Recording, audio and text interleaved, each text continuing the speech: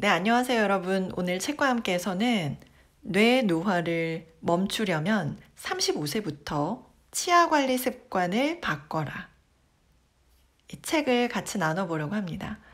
이 책을 왜 선택했는지, 어떤 부분에 기대감이나 호기심을 갖고 선택을 하게 되잖아요. 그래서 그런 부분들을 먼저 여러분들과 나눠보려고 하고요.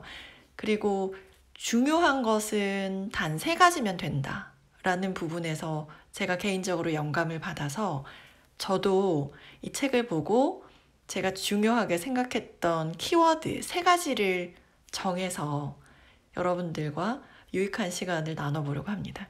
그러면 먼저 뇌 노화를 멈추려면 왜 치아 관리 습관을 바꿔라 하는 책을 선택하게 됐냐면요. 치아 관리에 관한 이야기예요. 양치나 뭐 이런 부분에 관한 이야기죠. 치과 의사나 치위생사 분들이 쓰셨을 것 같아요. 그런데 이 책은 치매 전문의가 쓰셨어요. 신경내과 전문의. 일본에서 손꼽히는 신경내과 치매 질환 전문의 하세가와 요시야라는 분이 쓰신 책이고요. 이분은 치매에 걸린 할아버지 영향으로 의사의 길을 가기로 결심했다고 합니다. 그래서 치매 전문 클리닉을 개업해서 20만 명 이상의 치매 환자를 진료하면서 치아 건강이 뇌의 노화와 긴밀하게 연관되어 있음을 깨달았다라고 합니다. 그리고 최근에는 치아와 치매의 상관관계를 입증하는 연구 결과가 발표되고 있대요. 우리의 뇌와 치아가 긴밀하게 연관을 맺고 있다는 거죠. 저도 예전에 읽은 책 중에 부자들은 치아 관리를 굉장히 중요하게 여긴다라는 부분을 읽은 적이 있거든요. 왜냐하면 제때 관리하지 않은 치아가 불러오는 손실이 엄청나게 크다는 걸 알고 있기 때문이다. 이런 부분을 본 적이 있어요. 그래서 그냥 제가 개인적으로 생각하기에는 치과에 가면 돈이 많이 드니까 제때제때 치료를 하라. 그 정도의 의미로 저는 받아들였거든요. 그런데 이 책에서는 이 치아를 관리하는 것이 단순한 그 비용의 문제를 넘어서서 우리의 뇌의 노화, 즉 치매, 이것과 연관이 있다라고 합니다. 뇌라는 거는 우리 몸의 전체를 관장하는 부분이잖아요. 뇌가 노화되고 치매에 걸리게 되면 어떻게 보면 우리 인생 전체가 무너지는 경험이 되는 거죠. 그래서 그때 그 의미가 치아가 정말 소중하다는 의미가 단순한 비용적인 부분만이 아니라 우리의 뇌의 노화라든지 몸의 전신 질환과 관련된 부분까지도 영향을 미칠 만큼 그만큼 중요하다라는 부분이었구나라는 것들을 같이 매칭시키게 됐고요. 그리고 제가 좋아하는 최성애 박사님의 책에서도 이런 언급이 있어요. 그러니까 상대방에 대해서 호감과 존중을 표현하는 것들을 비유하면서 양치질하는 거를 비유를 하고 있거든요.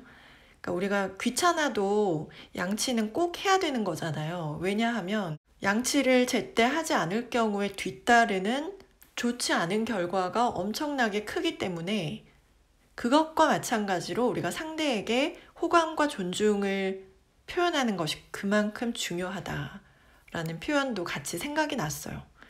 그만큼 우리가 단순히 습관적으로 그냥 밥 먹고 양치하는 그것이 우리의 뇌에 직접적으로 영향을 줄 만큼 굉장히 중요한 부분이구나. 그런 부분들이 호기심이 생겨서 이 책을 선택하게 됐습니다. 그러면 제가 선택한 3가지 키워드 여러분들과 나눠볼게요. 첫 번째로는요, 치과 가기. 치과를 가는 것만으로도 치매를 예방할 수 있다고 합니다. 치과에서 우리가 스케일링이나 이런 정기적인 관리를 받아서 치주염을 예방하는 일은 노화 방지뿐만이 아니라 전신 질환의 위험을 낮춰서 건강 수명을 연장한다는 거죠. 치주염이 굉장히 무서운 거더라고요.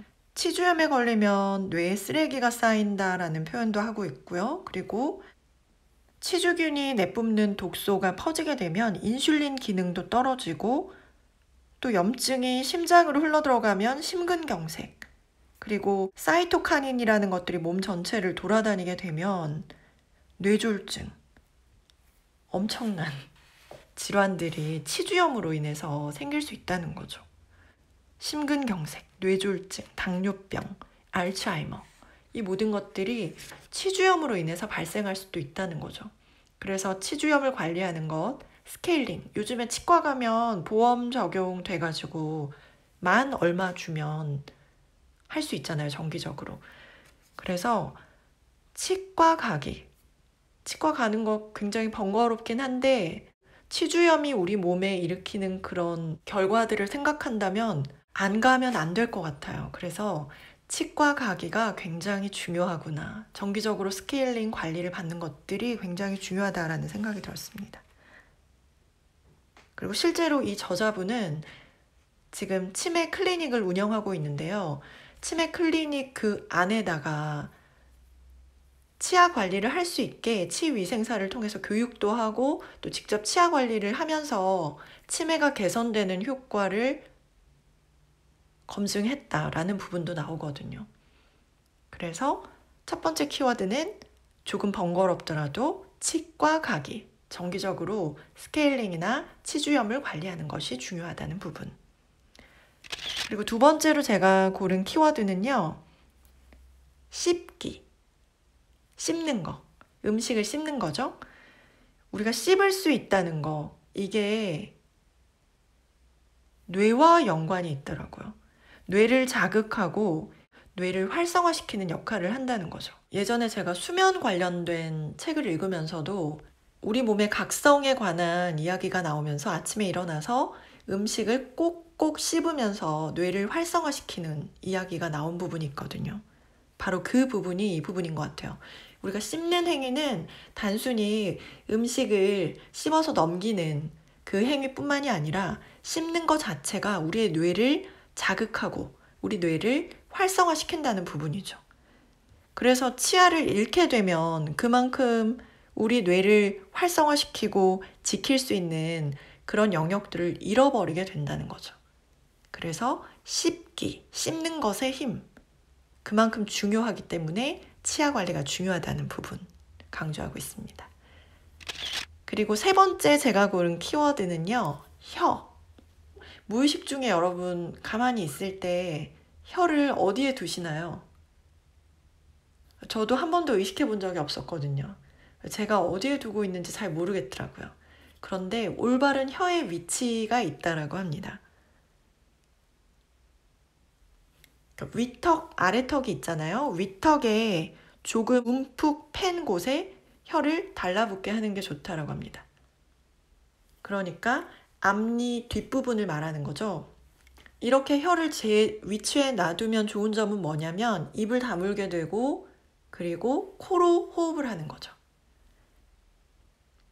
입으로 호흡을 하면 그만큼 입 안이 건조해지게 된대요. 그러면 훨씬 세균이 번식할 가능성이 높아진다는 거죠.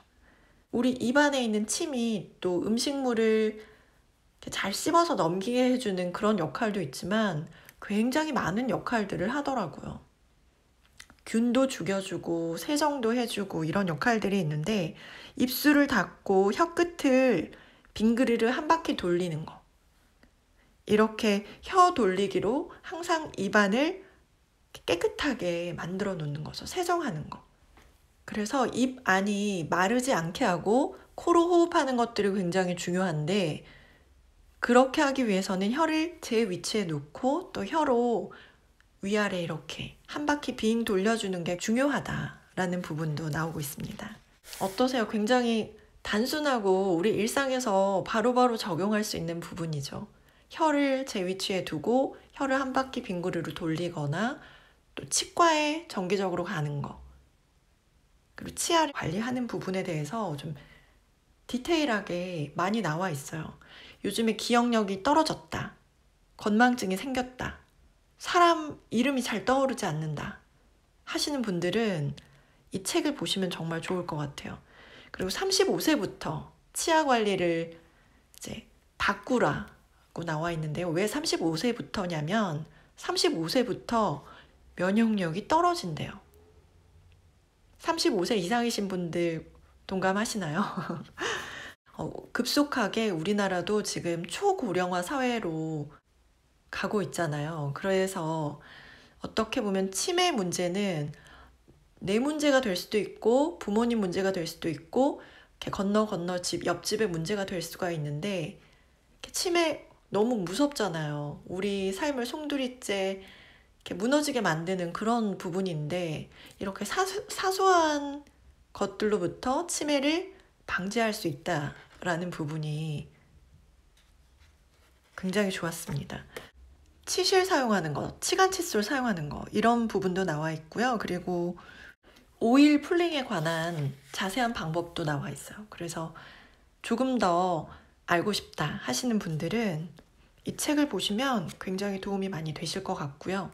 주변에 치매 때문에 걱정하시는 분들, 또 어른들, 또 부모님들 계시다면 치아 관리를 신경 쓰실 수 있도록 도움을 드리는 것도 하나의 방법이 될 수 있겠다라는 생각이 들었습니다. 저는 개인적으로 치매와 치아와의 관계가 이렇게 밀접하구나. 제 일상에서도 조금 더 신경 쓰게 되더라고요. 여러분의 일상에서도 도움이 되는 부분들이 있었으면 좋겠습니다. 네, 오늘도 함께 해주셔서 감사합니다. 항상 건강하시고 행복하셨으면 좋겠습니다. 다음에 또 유익한 내용으로 찾아뵙겠습니다. 감사합니다.